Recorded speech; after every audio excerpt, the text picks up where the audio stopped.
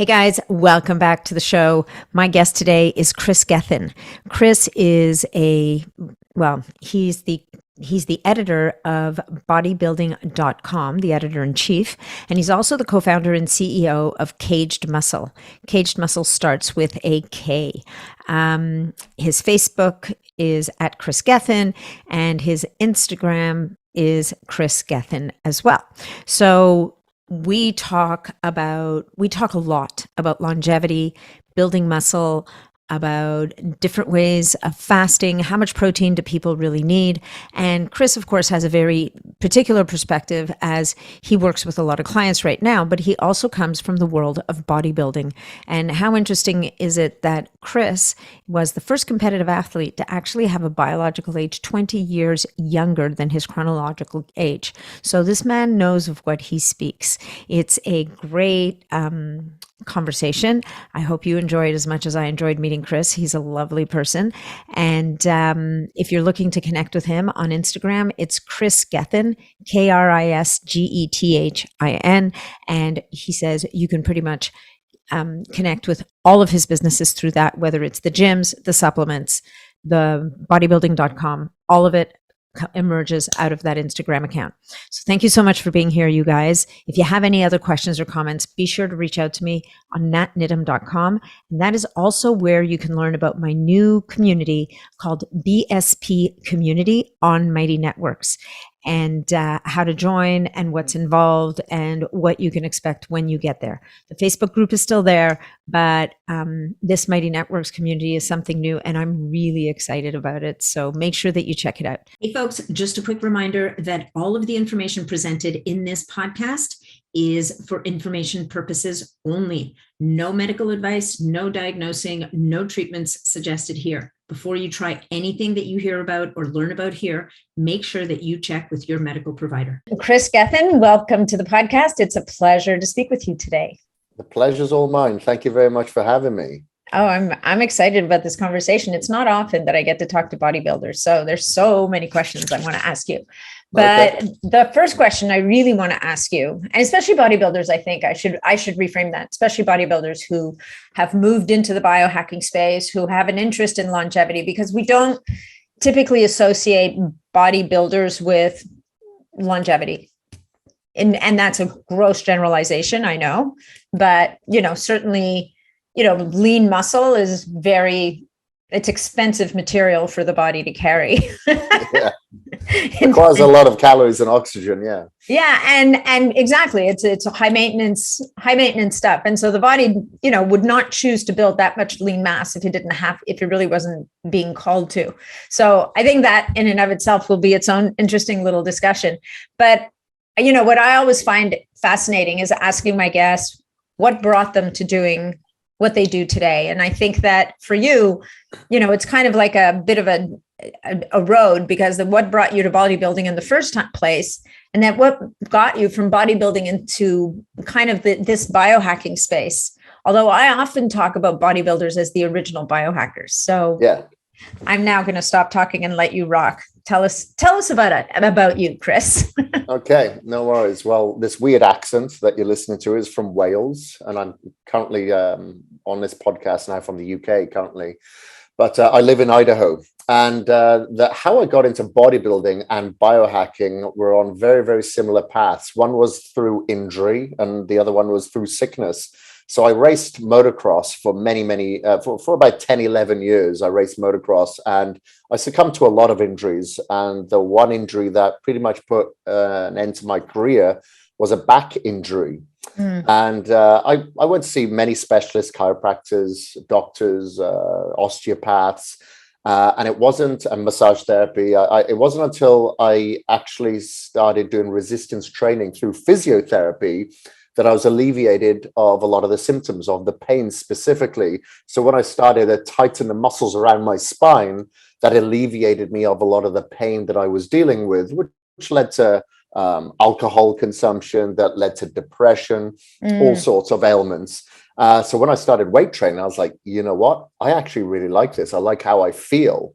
I'm not dealing with the pain that I was dealing with from motocross. I wasn't doing any type of resistance training. It was a lot of cardio based work.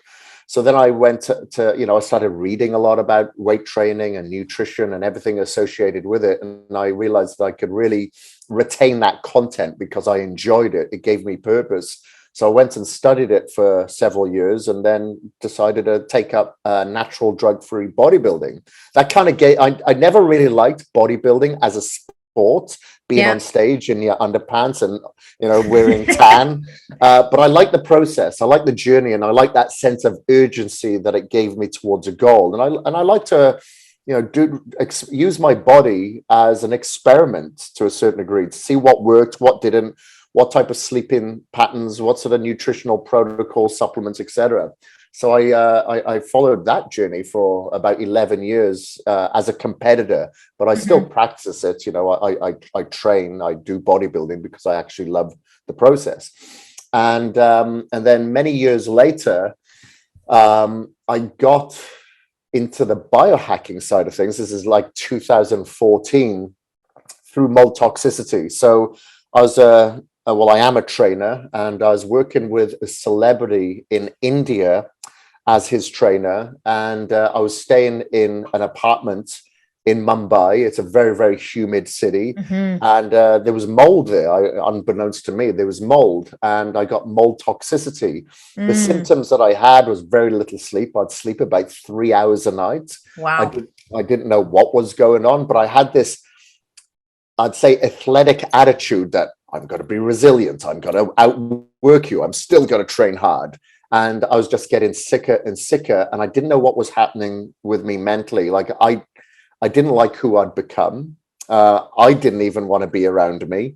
And it's generally a bad sign. Yeah.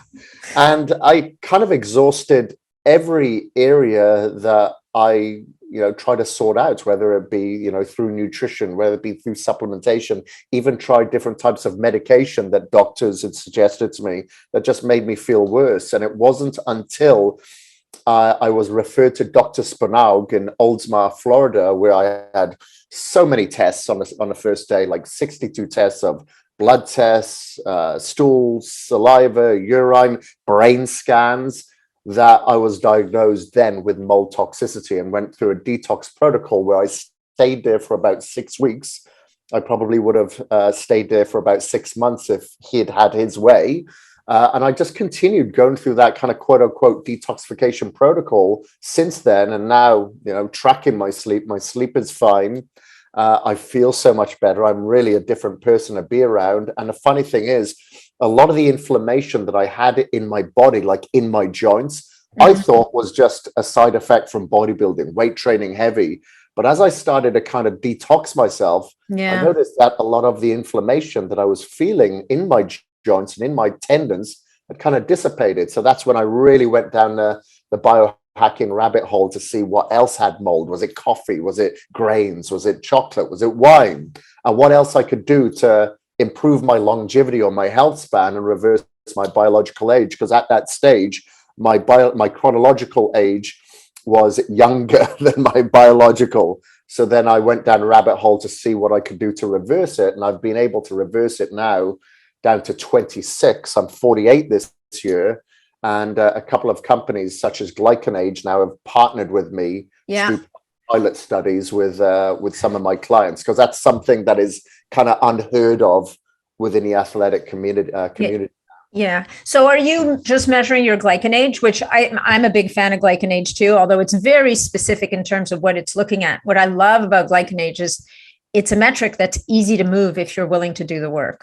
About 3 to 4 months, changing a lot of lifestyle habits, you can actually make a massive impact. Yeah. But was that the only metric you were using, or were you using things like telomere length or DNA methylation? What was the testing? Yeah, I've done a bit of everything. Haven't we all? Yeah, telomeres. I've done a couple of different telomere tests, like through Telomeres, and I can't remember the other company's name. They had a few more SNPs that they were testing for. But methylation as well. I've actually just finished doing a test this week for methylation and with my organic acids test. But yeah, glycans is another one of those measuring sticks that I utilize. So when you say that your biological age is versus your chronological age, you said is, sorry, what was it? It's 48 this year. It's 47 currently. Right. 47. And your biological age is 30. 26. 26. And so that's your glycan age, or is that DNA methylation? So my glycan age is 26 and my telomeres is 25. Nice. I don't know my most recent methylation. I will have that probably in about 2 weeks. Nice.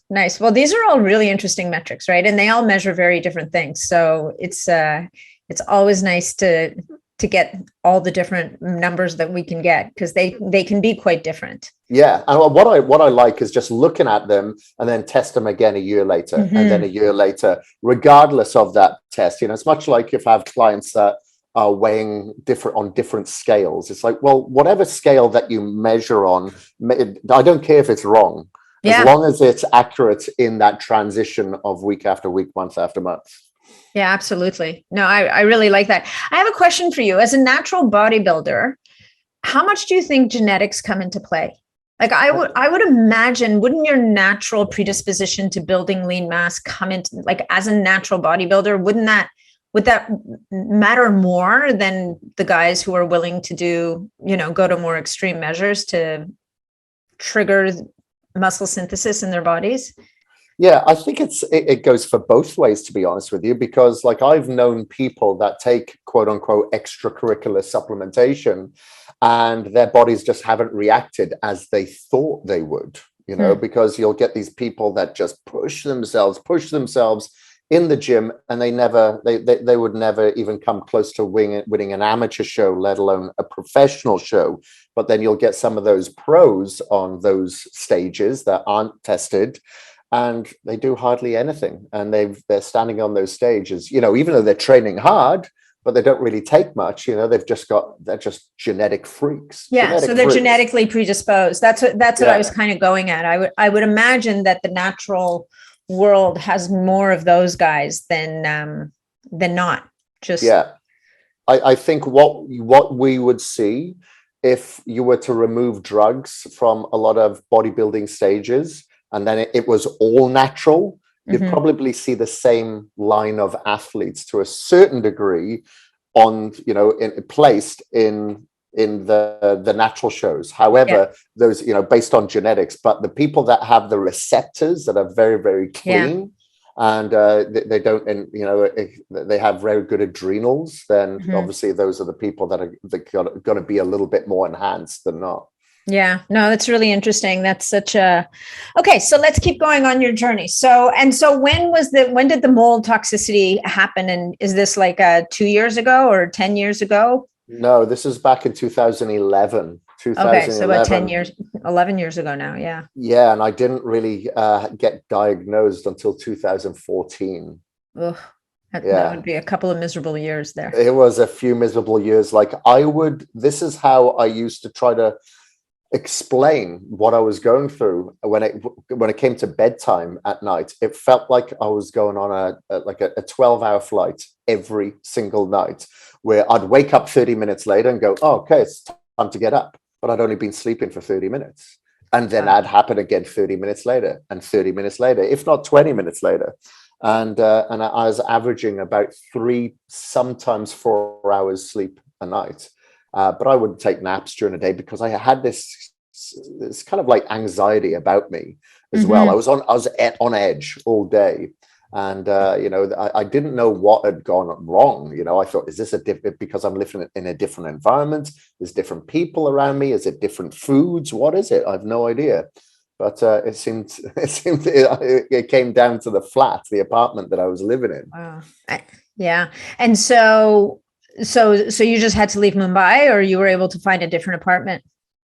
No, I left Mumbai. I flew to the US and I went to Dr. Spanag's clinic in Florida. Right. And I every time, like, I have a chain of gyms, a gym franchise in India. So I go back to visit now. I don't go back to live. And I'm very careful. Like, I can pretty much tell now if I go into an apartment or a place where it has mold toxicity, I feel the symptoms a little bit more. Yeah, you become more sensitive, right? A bit of a canary in a coal mine. Did you smell the mold? Like, do you smell the mold? I do now. I do Yeah. now. Or the dampness. Yeah, I can kind of smell it. Where then yes, so what if there's mold? So what if there's dampness? Yeah. I figured, okay, this is Mumbai. This is kind of how it is. I didn't know there was such a thing as toxicity back then. Yeah, no, that's really interesting. And it levels so many people. Like the mold toxicity is it's a massive issue. And I think it's becoming a growing issue, as the climate is changing and in certain places in the US and in the world where there's just a lot of humidity. Mold is a beautifully resilient organism. It's Yeah. very opportunistic and very tough. Yeah, especially when you have the contrast of hot and cold with the air conditioning and the humidity, it does create a lot of dampness. Yeah. And then obviously, we've got the mold that is found, especially in the US, like in grains, in the certain coffees, that we're drinking. So I have to be very careful of the sources. Of course, I'm not completely extreme. I'm never not going to go to a coffee shop again, but I try to balance my environment and control my environment instead of get controlled by it. Yeah. So what have you found are the foods that are the most problematic for you or in general for mold? Because you mentioned a few there. I feel like you don't eat a lot of grains. I think I listened to a previous interview of yours and it sounded like you weren't, maybe you eat a little bit of quinoa here and there, but it didn't sound to me like you were eating a whole lot of grains. No, I pretty much try to stay away from the grains, dependent on the country that I'm in. Of course, I want to, I try to remove myself from gluten. And if I do have gluten, like if I am eating out and they've got some sourdough bread, some fermented sourdough bread, I'll eat it. Maybe I'll have some gluten guardian, some supplements that are with me. We've all got our little bottle in our bags, right? I know. You can tell. It's funny, when I was at this health optimization summit, we all break out our little bags of supplements when we go out to eat. And the masszymes to mop up the rest of the other stuff that you don't quite know what's there. Yeah, exactly. Especially when you're having a heavy steak or something. But yeah, it's mostly, the grains I don't mind in certain countries because I know the toxicity levels are very different in some countries.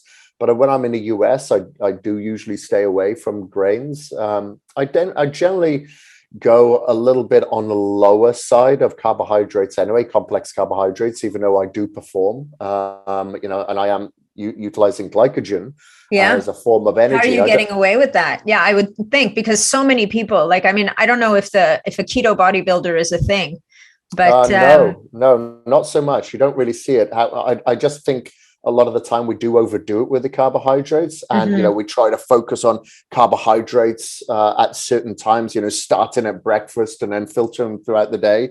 But I generally don't have many carbohydrates at breakfast. I will have a little bit more around my workouts when I'm a little bit more carb sensitive. I just find that they help a little bit for my sleep, my deep sleep, my serotonin release when I have some carbohydrates in the evening. So if I do stay away from carbs during the day, maybe on a non-training day, I'll have them before bed, which people usually generally say is unaccepted. You're going to store it as fat. But if you're insulin sensitive, I think it's absolutely fine. But I'll usually try to stick to, my sweet potatoes, my tubers, and a lot of fibrous carbs and maybe some fruits, that's pretty much it.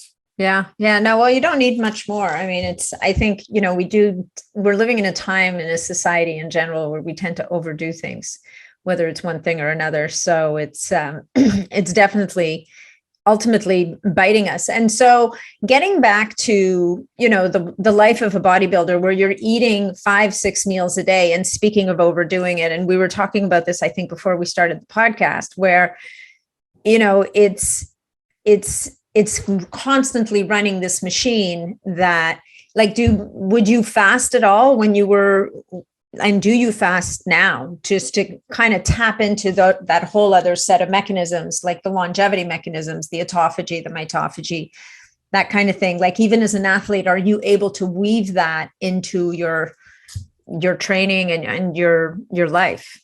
Yeah, for sure. Like on my non-training days, I'll definitely fast. That could be a 16, 18-hour fast. Sometimes I'll intermittently put a several-day fast in it. Doesn't really happen that often, or a 24-hour fast, but it's usually just on non-training days. Now, it isn't always extremely strict, where, let's say, I'm not going to follow let's say a Dr. Sachin Panda or Jason Fung's sort of protocol where you can't even have a cup of tea. Right. I will have some tea. I'll have maybe some glutamine or some essential amino acids, not so much BCAAs because of the high amount of leucine that can, shut off autophagy, but I'll what's called controlled fasting. I'll control my fasting because I don't want to be completely catabolic. So sometimes I'll add some glutamine and some essential amino acids during the fasting protocols. But for some people that they say they can't train when they're fasted, that's a load of crap. You can definitely train fasted. A lot of it comes down to mental resilience, staying hydrated, making sure that you're having plenty of electrolytes or plenty of salt. And during those times is fine. But yeah, it is something that I do practice. I find that it's essential for a lot of bodybuilders, considering we eat so much protein, which can ferment in the gut, causing bad bacteria, could possibly lead to chemical responders in your brain. Now you're not feeling good. You're not motivated to train or perform. So I think it's very good to kind of clean the house, as you said, through autophagy, and making sure that we can synthesize the proteins through a clean gut, through clean intestines. And you're only going to get that through a type of fasting, or unless you do some sort of colonic hydrotherapy or detoxification protocol. Yeah. Well, and even then you're not getting down to the cellular level. I actually have a good friend and practitioner who I will work with sometimes, who will put his clients through a program where he basically says, I mean, in his mind, you're not going to build and tear down at the same time. And so he will often go through a phase of tear down, if you will, where there is an accepted level of catabolism because you're stripping away the gunk, if you will. And so you might lose a little bit of your lean mass along the way. Obviously, it's controlled. It's not over the top. But then when you go to rebuild, it's almost like you said this earlier, you clean out the receptors, you clean out the pipes, you get that microbiome working for you again. And all of a sudden, it's almost like you kind of get this jet fuel sort of response. And frankly, even the body, after a time of deprivation, you start feeding and it's going to respond to that feed. Yeah, of course. I think, it's like when you start training for the very first time, your body responds really well. And when you go through this cyclical style of training and nutrition and detoxification, then your body just responds so much better. And, I feel better now, in my late 40s than I did when I was training in my 30s, because I just didn't know any better. It was just like train heavy, take loads of pre-workouts and just psych yourself up for the workout and forget everything else. But now we know that we need to prioritize our recovery. We need to prioritize our mitochondria and our gut health. Some people will refer to it as our second brain. I think it's our first brain. Exactly. It's just ego that makes us call it our second brain. That's we still want to delude ourselves into thinking we're in charge somehow. Yeah. Well, the majority of our immune response is from our gut. A lot of our hormones are, synthesized from the gut. Yeah. So it goes without saying that we need to, embody that and prioritize it. There's so many people out there that are taking a lot of artificial crap. They're taking in antibiotics, not only the ones that are prescribed, but from our food sources as well. And it's just causing a lot of gut dysbiosis. And absolutely, people can't synthesize what they're eating. Yeah, no, and that's a really good point. How much do you use EAAs with your clients? Do you use them much at all?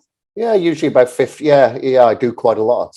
I just find that if I can utilize EAAs a little bit, sometimes, especially with the people who are taking in a lot of calories, they don't have to take in so many. Especially, as well, people that are vegans and they want to bodybuild. I have a large vegan community from India that I work with. So I'll get them on maybe a little bit more essential amino acids. So could be 15 grams and up. Yeah, no, definitely. And I've also seen, and I'm so glad you said essential amino acids, because I'm sitting there going, the two of us are like, yeah, EAA is this, EAA is that. And I can imagine someone sitting there going, what are they talking about? So the essential amino acids, I also find them really good for older people who don't break down their protein quite as efficiently, or sometimes when you have someone who's injured, the essential amino acids can give you that little extra oomph of repair material, if you will, for the body that the body doesn't have to work for, kind of. Yeah, exactly. This is one thing that I do suggest to my appearance. Okay, maybe they don't want to weight train as much. They don't want to do any resistance training, even though I do suggest it. The one thing that I do suggest with a lot of my clients is just essential amino acids, again, as you get a little bit older or you're injured, and sauna as well. Sauna has been shown to help prevent a lot of muscle wastage in the elderly as well. Yeah, no, for sure. I actually got my mom, she just turned 84. And last year she was having a lot of pain in her hips, and it was osteoporosis that was really starting to kick in. And she still works in retail. Like, she's still very, very busy lady. But I convinced her to go to a gym it's a concept gym they have in Florida called OsteoStrong. I don't know if you've ever heard of it. Yeah, I know the concept. Yeah. So and I think especially for elderly people, it's a really great concept, because you're not in that intimidating kind of gym environment with the barbells and the stuff. It's very controlled. To me, they're much less likely to get hurt, but along with OsteoStrong and a couple of the other biohacks my poor parents are constantly being told they need to do on a daily basis. Although, God love them, they generally do what I tell them to do. But it is amazing to me what a difference that pushing heavy weight made to her pain levels, along with everything else that she was doing. Yeah, so they've actually studied this, and we spoke a little bit about this before the podcast. That the blue zones, and specifically the elderly and centenarians in Okinawa, they sit and stand up around 50 times plus per day from the floor. They don't have seats. That's huge. That's part of their tradition. And you just think about how many people actually do that on a couch. They don't, but you're actually doing that from a floor. That's great for the density of your hips, for your knees, for your femurs, for your joints as a whole. So it's something that they're doing in a natural way. And you look at people like in Sardinia, or I said, in Okinawa, again, they don't have a term or a name for retirement. They're constantly moving. Yeah. Which is the problem that we have in a westernized culture, where we try to do whatever we can to seek comfort and stay still, and that just conditions ourselves for our early demise. There's no purpose behind it. Yeah, I totally agree. I mean, I think that's why we see so many people who retire who expire not long after, right? I like that. don't retire because you will expire. They've lost their purpose, and the universe says, okay, this person's not reproducing anymore. They haven't sought a purpose. They're not working. We might as well get rid of you out of our universe now. Yeah. Well, and the body just kind of winds down, right? You're not, I think it's like building muscle. The body's not going to build a huge amount of muscle unless it sees that there's a reason to build that muscle. So if we don't give the body the right stimulus to do what we want it to do, it's going to take the easy road. That's why we've lasted this long. It's all about adaptation, right? Yeah, exactly. And we know these acute stresses, whether it be from weight training or HIIT training or hot or cold or fasting, lead to the possibility of the contribution of longevity. Mm-hmm. So we need to partake in all of these things. Absolutely. Yeah, no, I'm there with you. In terms of intake of protein, like we talked about essential amino acids, but when you're working with your clients, because I know you do, I don't know if you personally do it as much anymore, but you do a lot of coaching yourself, and you've got this kind of empire where you've got your gyms, and I think you've got a company that makes protein powders and supplements and all that kind of stuff. Like, you've got quite a multifaceted business, but how do you advise people on protein intake? And obviously the answer is going to be very different for different people. But as we move into this longevity story, there's, you've got people saying keep it low, other people saying keep it high. What's your take on finding the edge, if you will? Well, as you mentioned, it's very, very dependent on that person and that person's goals, whether they're trying to build muscle, pack on size, whether they're trying to lose body fat, or they're just trying to look after their health, whatever it may be, or reverse their biological age. It's all dependent. But let's say if that person is trying to reverse their biological age, or they're trying to lose body fat, then I'm giving them more maintenance levels, and that's usually about 0.9 grams per pound of body weight. because I'm getting these people to move. I'm still breaking down some muscle tissue, so they're going to require a little bit more than what is needed for their eyes or their skin or their hair. You know, we're going to need it to repair the muscle tissue. But that's usually what I'd suggest, and it'll be a little bit less maybe on non-training days, because I'm not getting people to work out with the resistance every single day. It's usually 5 days with a couple of days off, again dependent on that individual and how much stress that they're dealing with in their normal day-to-day life. And obviously I'm looking at the sources. If they're taking in essential amino acids, it's from fermented forms. If they're having protein powders, it's non-GMO. The food is grass-fed, humane raised, wild caught. So I'm always ensuring that those are very good sources of protein. And then, you know, as I mentioned, on a non-training days, it's definitely going to be less. They're not working out. And a lot of the time I'm getting them to fast then as well for, you know, maybe 12 hours for a female, could be 16, 18 hours for a male. Yeah. And so that's interesting. So do you advise your women clients not to fast? Oh yeah, maybe it's like a 12-hour fast, but it's all dependent on our hormonal levels. Yeah. So sometimes that can be a stressor, could possibly downregulate their thyroid. So always look at these markers before I promote it. But sometimes, unfortunately, women are a little bit more resilient. I'll fast for 20 hours. I'm like, well, no, let's kind of hold it back, bring it back a little bit, and see what the goals are, and you know what your hormonal levels are looking at like, because we want to make sure that we look after that first. Especially for active individuals. Yeah, no, that's a great point. I mean, I find that for women, I mean, and for people in general, like I've had clients who have had to, I mean, you get the two kinds of clients, right? You get one kind of client where you mention the word fasting and their eyes get really big and they think you're trying to kill them.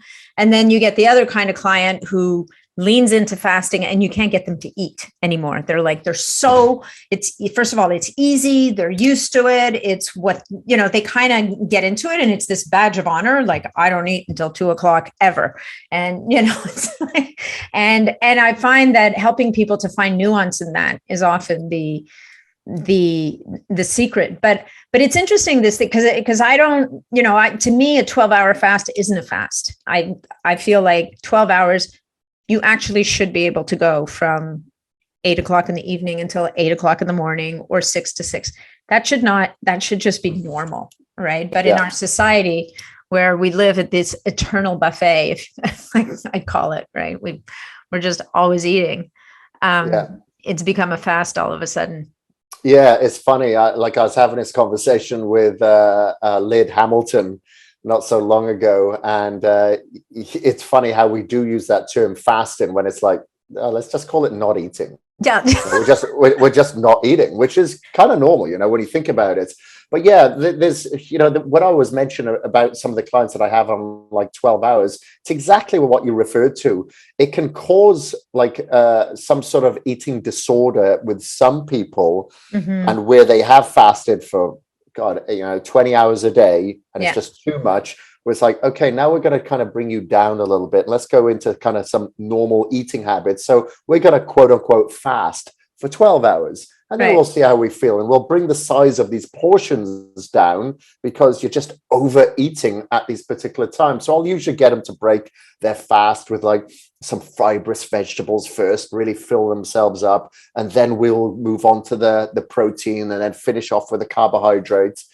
So they're not overeating with the carbohydrates, the fats. Sometimes I don't mix them. Sometimes I'll separate them. So carbohydrates in one meal and fats with the other, just to kind of get them to have some sort of normalcy within their food, and making sure that you're putting the fork down in between your bites. You're actually appreciating and not scrolling or distracted when you are eating. And, you know, some people, I get them to read the Slow Down Diet book, just to really get them to acknowledge that you're not supposed to be in a sympathetic state with higher cortisol levels all the time when you're eating, because you're not digesting, you know. That's why it's called rest and digest. Well, exactly. And if your body thinks you're fat, if your body thinks you're dying of hunger, pretty much, it's in a heightened state when you go into that feed. And I do find that the dysregulated eating, I see it actually in people that I know who have gotten so used to this one meal a day thing, And it's interesting because it worked for them for a while. They looked very lean, the whole nine yards.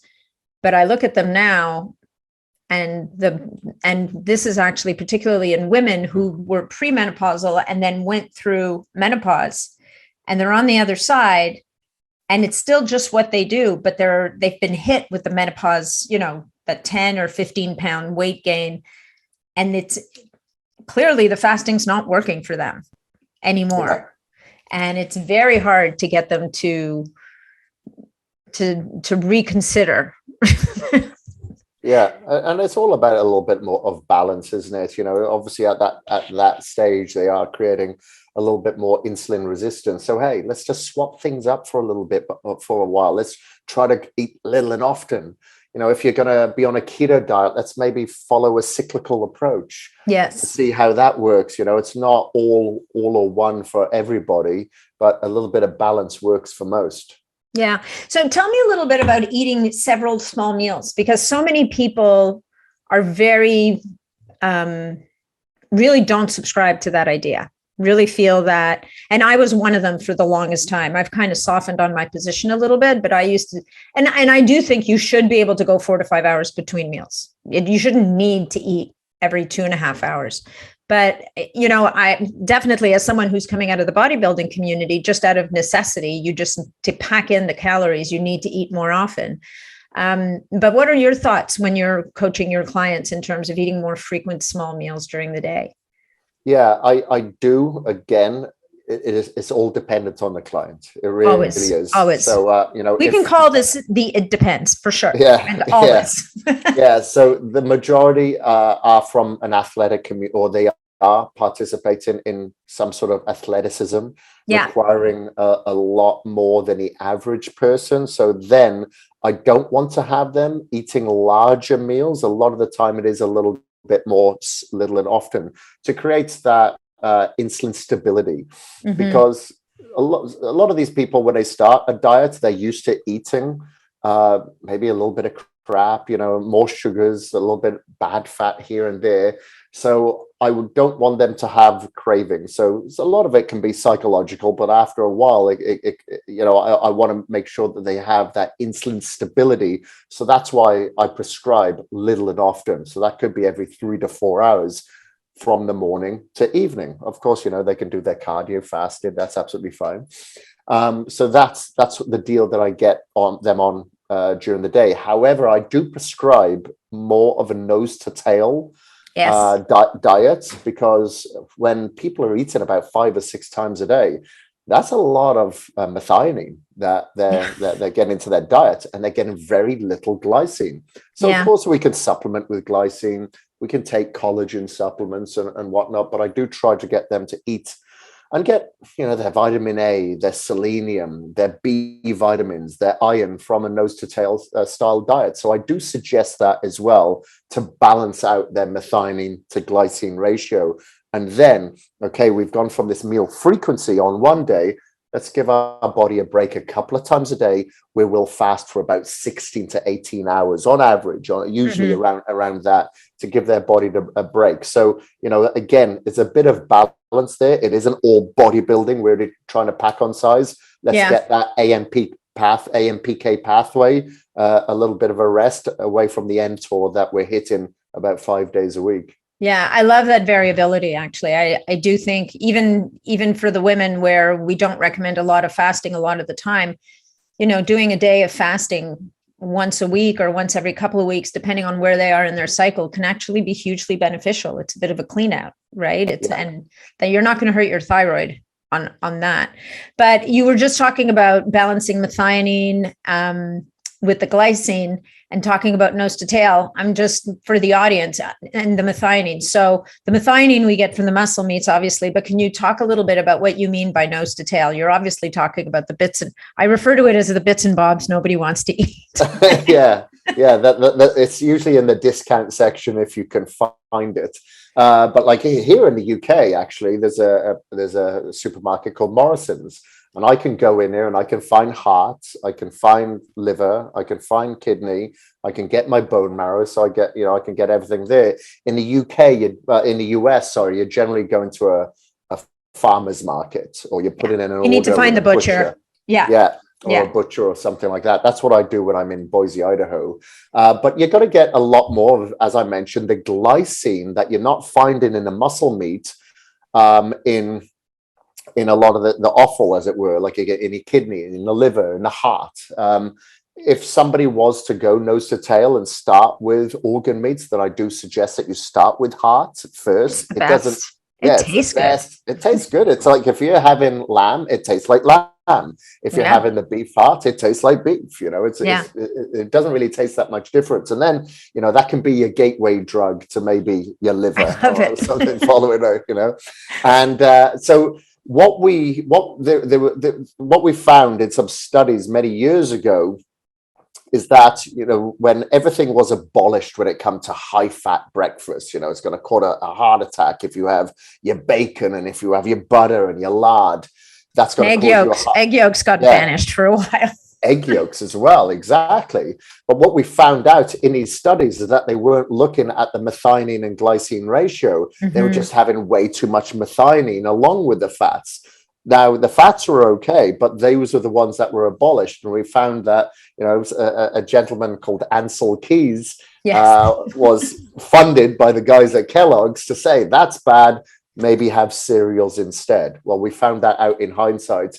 But in these studies, regardless, there just was not enough glycine within these participants' diets. So now we know that we should have that balance. And specifically for the athletic community that is eating so much muscle meat, we definitely have to cause that balance. And it's only been in the last, say, 100 years that we've stopped eating organs. Like even my mother says, well, in cooking classes, we would learn how to dress a heart and stuff like that. Absolutely.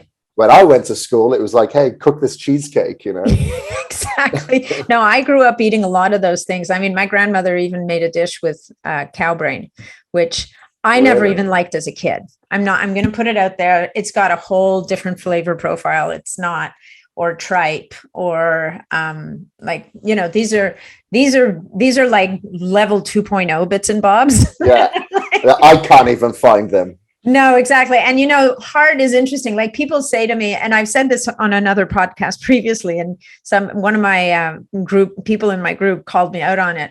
But, I'll say to people, so let me get this straight. You'll eat a muscle in an animal butt. You'll eat a muscle in an animal shoulder. But because it's the muscle of their heart, somehow it's more gross to you. I don't understand that. Like, help me understand. It's just another muscle. Yeah, it's just a thought, I think. But I tell you what, you can save so much money just by replacing a little bit of your food throughout the week with, some of these organ meats. And, you don't have to overdo it. Just put it in there every now and again. Yeah, it's a couple of ounces here and there, right? Like with liver, you don't need a whole lot. And little goes a long way. It's because it's so nutrient dense, ultimately. Exactly. You're going to get way more than, for instance, your recommended vitamin A just in a little portion. So you really don't have that much. It's just highly bioavailable. Yeah, no, I love it. Okay, you mentioned earlier, because I'm taking little notes here and there. I'm like, I want to come back to this. I want to come back to that. You mentioned pre-workouts, and pre-workouts are contentious in the world. You get all the wrong people taking all the wrong stuff at the wrong time. And there's some pretty crazy products out there. A lot of them, frankly, mostly jack you up on caffeine, and so you think you're getting this amazing workout because you've got a whole whack of caffeine in it, but not a whole lot more. In your mind, what do you think makes a good pre-workout, and how much of a workout should a person be doing to justify a pre-workout? You shouldn't. Beginners don't need a pre-workout. They just should have work on the motivation and discipline to get to the gym. Yeah. So that's your cake. Then the icing comes later once you've shown the consistency, the devotion, and the discipline and the motivation to work out. But what should you look for in a pre-workout? It should be something that's, especially if you're a high volume athlete, like I like to train with a lot of volume, a lot of repetitions, a lot of intensity, short rest periods. So something, like a carnosine, a beta-alanine, that will help buffer lactic acid buildup, because as you're training towards the last couple of reps, it's usually the burn of the lactic acid that prevents you from doing that last one or two repetitions. So something like beta-alanine that, I always try to refer to the patented versions, because those are the ones that have been shown with studies for health, purity and performance in tests. So carnosine would be that. And then for, somebody that's looking, obviously you want to be hydrated during your workout. So a good electrolyte balance within that product, good minerals within that product is essential to me. Then, like branched chain amino acids or essential amino acids in there as well to help signal, especially, with leucine, to signal that anabolic response, because weight training can be catabolic, depending how intense and how long that person works out for. And something that is going to help with blood vasodilation. So citrulline, again, a fermented form of citrulline, I would look out for. And, with that, I always say, well, the better the blood flow to the localized muscles that you're working on, let's say if it's the back or the hamstrings, it's something like a posterior chain, it's not a mirror muscle. A lot of people have difficulty with getting that mind-muscle connection, that those neural pathways to contract that muscle. So the better blood flow that you have to these areas, the better mind-muscle connection, the better contraction that you're going to get to that area. Yeah, so things like that. And there's caffeinated versions and there's non-caffeinated versions. Now, if you're training later in the day, then I suggest non-caffeinated. In the morning and you're receptive to caffeine, you're fine, then okay. But I always suggest an organic caffeine, like from a green bean coffee bean, that has that steady release, that's not going to get you wired and anxious because it was made in a lab. Yeah, no kidding. Yeah. Well, and then you get your slow caffeine and fast caffeine metabolizers, right? Yeah. So I know that exactly.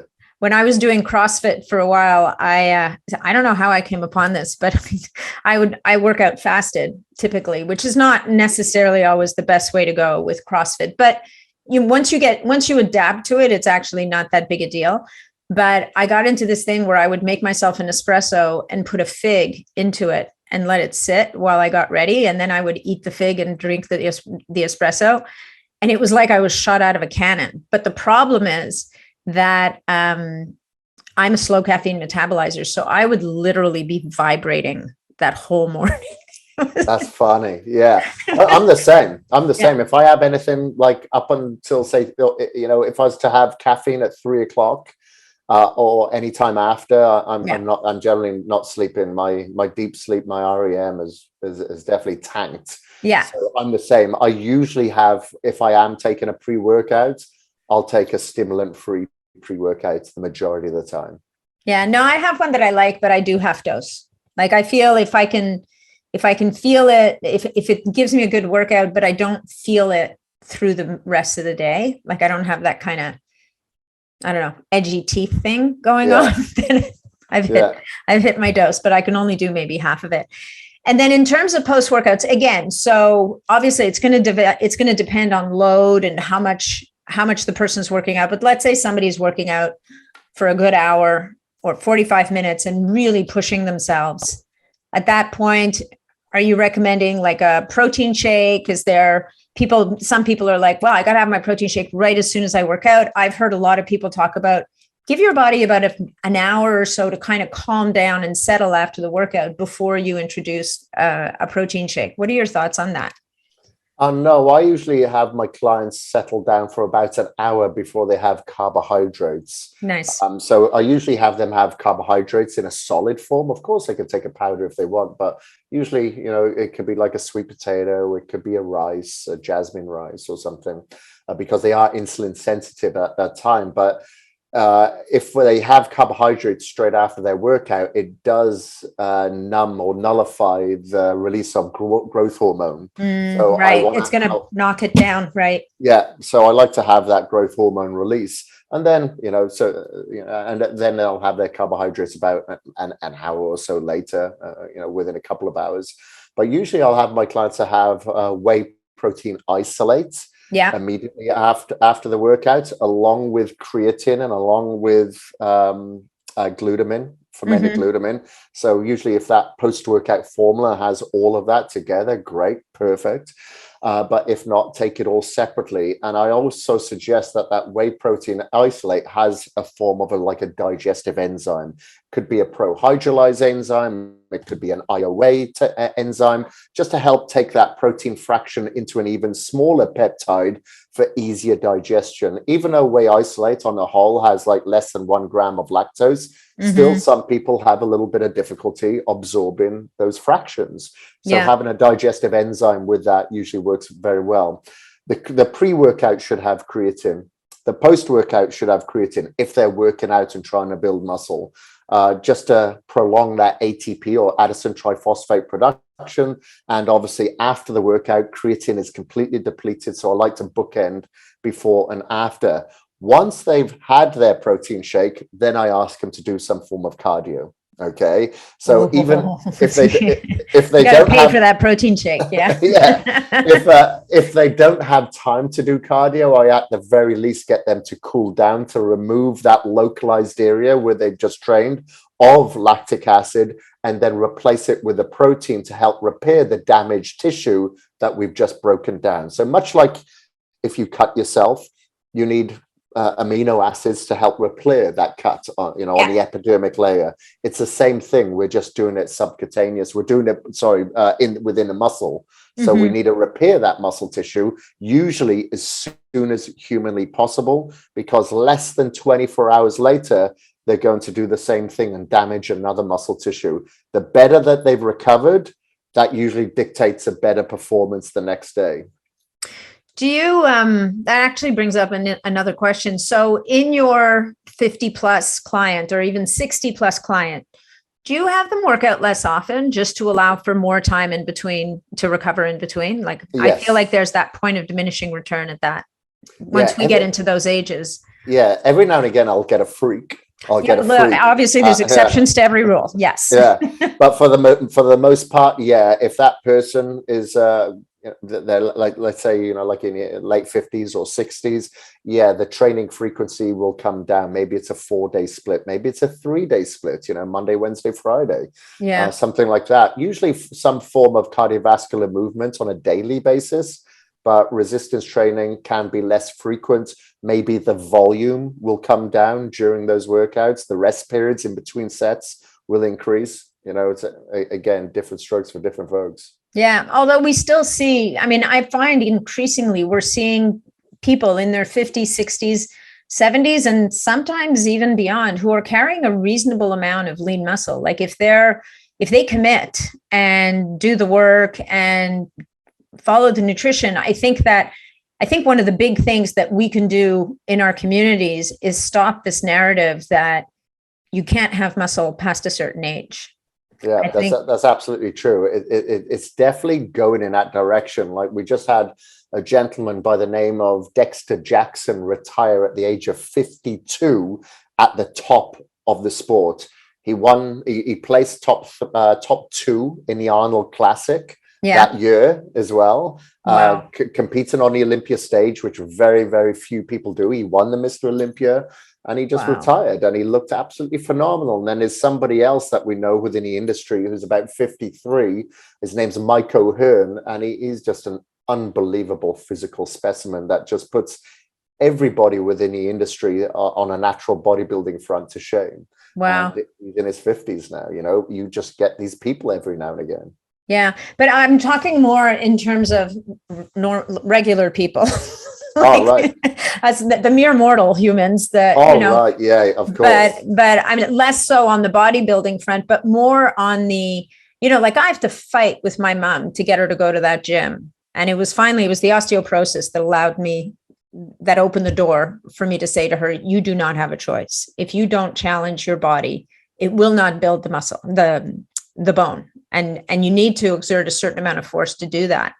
I just find that, I think that the mindset has been for so long to do less that we forget that, yes, less than maybe when you were 40, but you still, to me, like at whatever age you are, you want to be pushing that boundary a little bit. You want to be taxing the body so that the body will give you as much as it can of what you're after, which is the dense bones and the lean mass. And I just feel as a societally, we let ourselves and elderly people off the hook a little too easily in terms of training as they get older.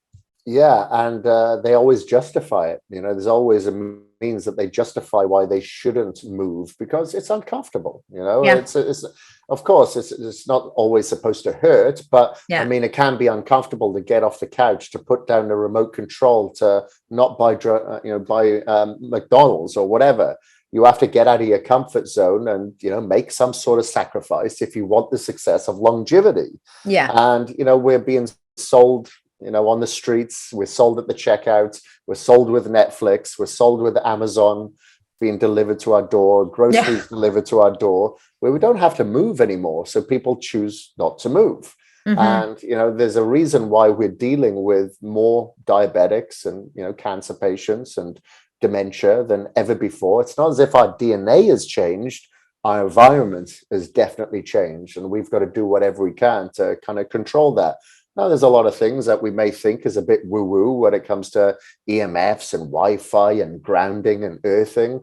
But as I said, our environment has changed dramatically. Our food supply, our fluid supply has changed dramatically. We got to do whatever we can to protect ourselves. But it comes as the foundational first. It isn't all the biohacks. It's the free stuff. It's getting the sunlight. It's moving every day, getting some resistance training, making sure that you're eating as natural and healthy as possible.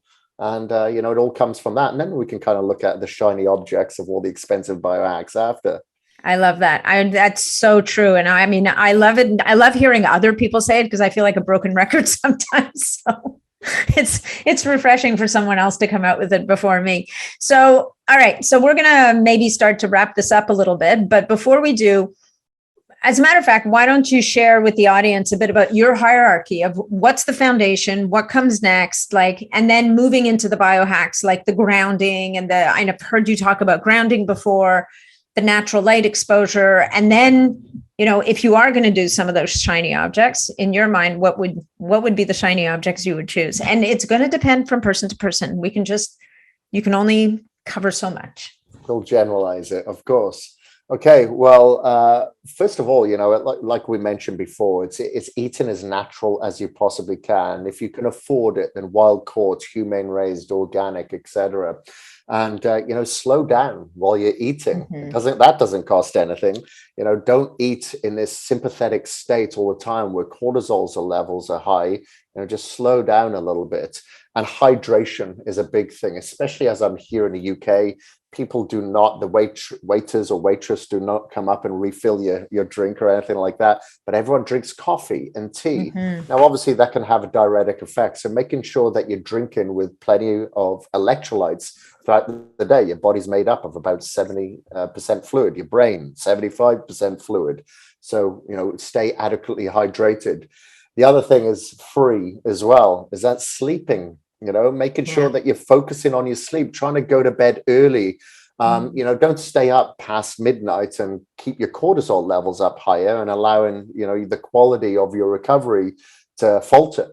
So if you do happen to stay up, wear your blue light blocking glasses, your red lens in the evening to ensure that the artificial light isn't penetrating your retina and preventing your own natural melatonin secretion to release, which is a strong antioxidant in itself. And then when it comes to the biohacks, specifically the free stuff first, hot and cold therapy, I think is great. I think it's phenomenal for a lot of people to help with emotional stability. It helps, tone your vagal nerves. So you have that emotional stability throughout the day. It can help with mobilize your fatty acids. If you do have an ice bath or something like that, I do have an ice bath at home. So I always have an ice bath in the morning, but if you can't, you have a cold shower.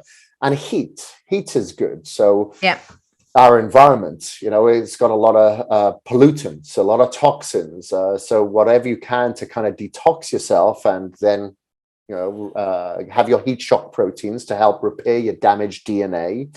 Have your sauna for about 20-25 minutes every day. It's been shown in studies that we can reverse our all-cause mortality by about 47% if we do this on a 5 days a week minimum. Crazy.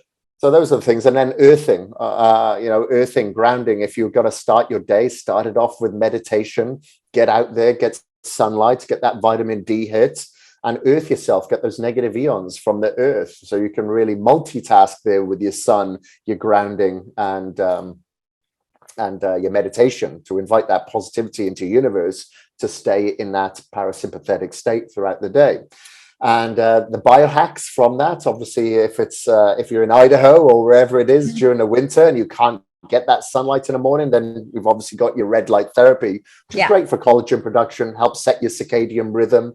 You start at setting your circadian rhythm from the time that you wake up. Absolutely. So you don't want to hit yourself with a lot of artificial light during that time. And then, other further biohacks, of course, as we mentioned, it can be all dependent. But, I mentioned the red light therapy before and kind of blocking the blue lights. But, you're fasting. Obviously, the fasting is going to be a good part of that a couple of times a week. There are some fringe biohacks that I do. It could be stem cells. So I just came back from Mexico a couple of months ago and I had stem cells there. Oh, nice. Yeah. And I went to Colombia about 4 years ago and had stem cells. But hyperbaric oxygen is really, really good. It's been shown to help now in a recent study to help prevent the shortening of telomeres. So I like to do hyperbaric oxygen therapy. And, every now and again, I do supplement with NAD or NMN, NMN. But I'll have an NAD IV every 6 weeks or so. So there's a few biohacks to throw in there. Lovely. I love it. Lovely. And it's a nice little hierarchy up the chain. You don't get to go up to the fancy stuff till you've passed the foundational. Yeah, always work on a foundation first. Because I've noticed whenever I say to a client, start meditating, they don't really take it as seriously because it's free. If I go and ask them to spend a couple of $1,000s on red light therapy panels, or maybe several $1,000s on an ice bath, they go out and do it immediately. Well, yeah, because you're throwing money at the problem, right? And it's there's ways to spend money on meditation if you really want to. Yeah, that's true. I'm testing a few devices right now that are, they'll set you back a couple of $100. So if that's what it takes, then knock yourself out. You can definitely hack meditation and breath work as well. Do you mind me asking, have you tried the brain tap yet? I'm on it 3 times a day. I'm about to I'm about to interview Patrick Porter next week. And so I'm in a bit of a spot right now because as a person who, I've kind of fallen in and out of meditation, heart math, breath work over the years. And I interviewed Jim Poole from Newcomb earlier this year and fell in love with Newcomb. So I'm a devoted Newcomb. I do it every day during the day. I sleep with the sleep track at night. Like my deep sleep scores are ridiculous as a result. Then comes along, the opportunity to interview Patrick Porter, Dr. Porter. And so, I get this brain tap headset and I'm sitting there going, I'm already Newcombing. Like, where am I going to fit this in? Next thing you know, I'm brain tapping first thing in the morning, middle of the day, or kind of in the afternoon and then before bed. So I've always got my husband's looking at me going, what are you doing? Like, he's like, the unspoken words are, this is not sexy. Like, what's going on with like the light show at night? And that's funny. That's awesome. Yeah, I was just interested to know about that because I did try it, but very, very briefly when I was at the expo. So I want to try it with a little bit more consistency because Darren Ollian sold me on it. He absolutely loved it. While he was in London, he was sleeping so well and he said it was due to that. So I thought, I got to try this out. Yeah, it's really interesting. I will tell you that what happened was I was kind of using it kind of sporadically at the beginning. And then I came across their 21-day wellness journey. So I think it's like an induction program. And so you have a track and you have different tracks at different times of day. And it wasn't until I started, like I really leaned into it and I allowed myself to carve out the time to commit. Like when I wake up in the morning, I reach over, I grab that headset, I throw it on before I even get out of bed. And then there's the late afternoon one, the bedtime one. I find really interesting, because you know how we talk about wearing blue blockers? So the visor is flashing blue lights at your closed eyes. So Interesting. and by the time this airs, I don't know if my interview with Patrick Porter will have aired yet or not, but my burning question is, how does this work? How are you? And I've had clients say to me that they didn't like Brain Tap at night because of that. But I kind of decided I'm going to, as a biohacker, you have to surrender to a different process sometimes, even if it sort of contravenes your beliefs. And so I will tell you that it doesn't hurt my sleep. Interesting. So, okay. Yeah, well, I'll be tuning in to get that answer myself, because it's something that I'd be very interested in too. For sure. So anyway, so Brain Tap is still ongoing, but I think so in the end, I think with all of these more advanced meditation, brain entrainment devices, if you will, it comes down to what resonates for the individual. Yeah. Okay. All right. Well, I'm going to check it out, and maybe I'll have a hybrid with Newcom and see what works. Well, that's it. So you'll be like me. You'll be like... All right. So enough about me talking. Any parting words for our audience, and where can they find you and learn more about what you do, sir? Well, I think the parting words is just start with the baby steps. So many people get overwhelmed with everything, whether it be a training, nutrition program, or biohacking protocol. Just start with the little basics first and then build upon it. I always tell people, I get so many clients that want to buy every single supplement out there. And I'm like, yeah, every single supplement probably does have a benefit towards someone. However, if you take all of them, you'd probably die within an hour. So you want to take what is essential based on maybe your blood work, what your biomarkers are, etc. So whatever it is, just start with baby steps and work and just find out what works for you, and then progress from there. But if anybody wants to find me, they can come and find me on my Instagram. It's Kris, Kris, Gethin, Gethin, and everything that I do kind of filters from there. Amazing. Thank you so much, Kris. This has been a great conversation. I really appreciate you spending the time with me today. No, I really appreciate it too. They were great questions. Thank you ever so much. Thanks.